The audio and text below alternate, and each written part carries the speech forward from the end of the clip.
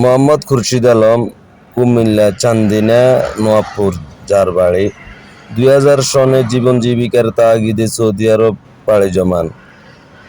2018 কিংবা 19 সাল পর্যন্ত যত টাকা কামিয়েছেন সমস্ত টাকা বড় ভাইয়ের কাছে পাঠিয়েছেন, যেহেতু ওনার পিতা ছিল না।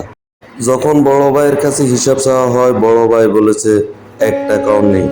অবশেষে উনি ওইখান থেকে নিরাশ হয়ে যান, অসুস্থ হয়ে পড়েন। পরবর্তীতে সাময়িক চিকিৎসা নিয়ে সৌদি আরব এসে কর্মজীবন চালিয়ে যান। গত 11ই আগস্ট 2024 বাংলাদেশে ছুটিতে যান। ছুটিতে গিয়ে সেখানে মারাত্মকভাবে অসুস্থ হয়ে পড়েন। শরীরে নানান জটিলতা দেখা দেয়। বিগত 4-5 বছর যাবৎ যে টাকা জমা করেছিলেন সম্পূর্ণ টাকা খরচ হয়ে যায়।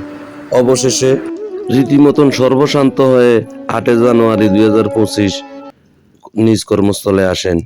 তার শরীরের কন্ডিশন থেকে দেখে কপিল বা কোম্পানি তাকে রাখবেন না বলে সাফ জানিয়ে দেন। ভাগ্যের নির্মম পরিহাস, যেই কর্মস্থলে উনি 12 ঘন্টার জায়গায় 18 ঘন্টা ডিউটি করেছেন, সেখান থেকে আজ অবহেলিত হলেন।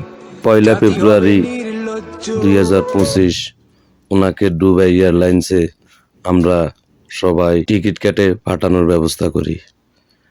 প্রবাসীদের এখান থেকে শিক্ষণীয় বিষয় হলো, প্রবাসীরা সর্বকালে সব সময় সবার কাছ থেকে নিগৃহীত, অত্যাচারিত, নির্যাতিত, নিপীড়িত।